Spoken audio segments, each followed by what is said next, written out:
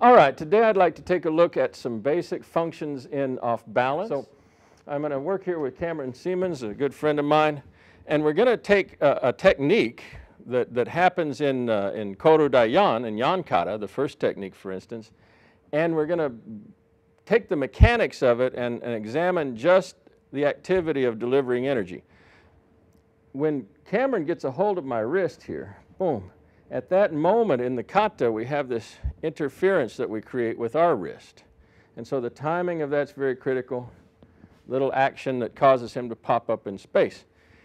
But the fact that we're connected together blurs the entire picture often, and Torei can get a reference point, an idea of reference point that can be difficult to manage or to understand.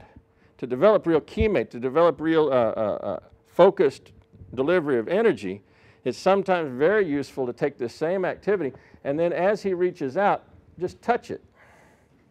Just get out of the way slightly and just with one finger, I'm just going to make a little touch and we'll just look at his off balance. Right there.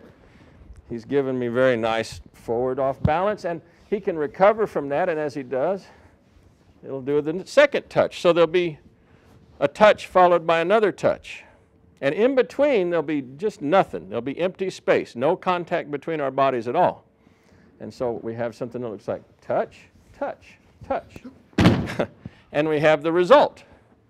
The timing of those touches not being interfered with the connectivity of my arm activity or any kind of motion coming from me gives him the least amount of stabilization possible. And it tells me as the thrower how I want my body to be interacting with his body in those in-between phases.